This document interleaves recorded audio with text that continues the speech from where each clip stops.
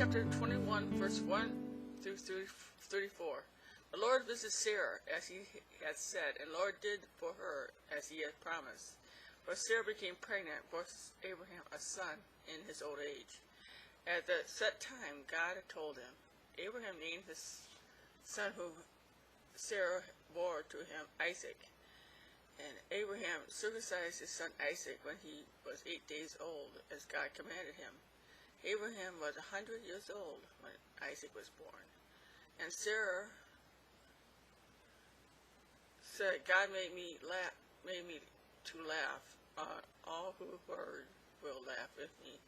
And she said, who would have said to Abraham that Sarah would nurse children at the breast? For I have borne him a son in his old age, and the child grew and was weaned. And Abraham made a great feast the same day Isaac was weaned. Now Sarah saw the son of Hagar the Egyptian, whom she had bore to Abraham, mocking. Therefore she said, my son Isaac, and the thing was very precious, grievous in Abraham's sight on account of his son. God said to Abraham, do not let it seem grievous or evil to you because of the youth and your bondwoman, and all that Sarah has said to you. Do what she asks, for in Isaac shall all your posterity be called, and I will make a great nation of the son of the bondwoman also, because he is your offspring.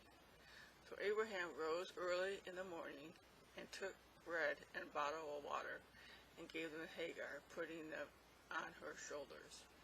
He sent her and the youth away, and she wandered on aimlessly and lost her way in the wilderness of Beersheba. When the water in the bottle was all gone, Hagar caused the youth to lie down on the shrubs. Then she went and sat down opposite him, a good way off, about a bow shot. For she said, let me not see the death of the lad. And as she sat down opposite him, he lifted his voice and wept. And she raised her voice and wept. And God heard the voice of the youth. And the angel of God called to Hagar out of heaven and said to her, what troubles you, Hagar? Fear not, but God has heard your voice of the youth where he is. Rise up, the youth, and support him with your hand. And I intend to make him a great nation. Then God opened her eyes and saw well water. She went and filled the empty bottle with water and caused the youth to drink. And God was with the youth. He developed and dwelt in the wilderness and became an archer. He dwelt in the wilderness of Paran. And his mother took a wife for him out of the land of Egypt. At that time, Elimelech and Pharaoh, the commander of the army, said to Abraham, God is with you in everything you do. So now swear to me here by God that you will not deal falsely with me and with my son, or with my posterity. But as I have dwelt with you kindly, you will do the same with me and with the land in which you have sojourned. And Abraham said, I will swear. And Abraham complained too and reasoned with Abimelech about the well of water. Servants had violent seas. Abimelech said, I know not who did this. You did not tell me, and I did not hear of it until today. So Abraham took a sheep and oxen and gave them to Abimelech, and 2 men made a league or covenant. Abraham set 7 ewe lambs on the flock. And Abimelech said to Abraham, what do what do these 7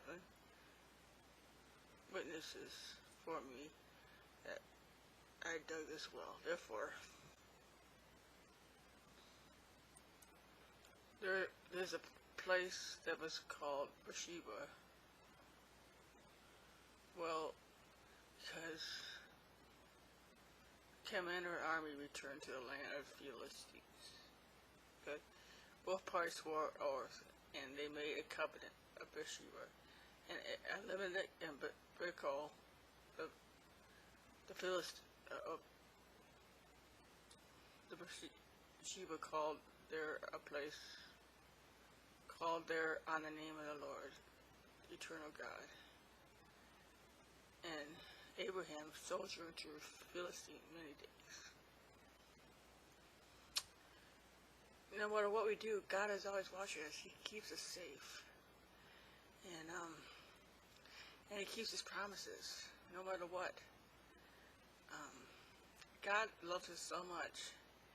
He's an awesome God. I don't know what this country is going to do if we go in further away from God. But God is, He's there for us. He wants us to come back to Him.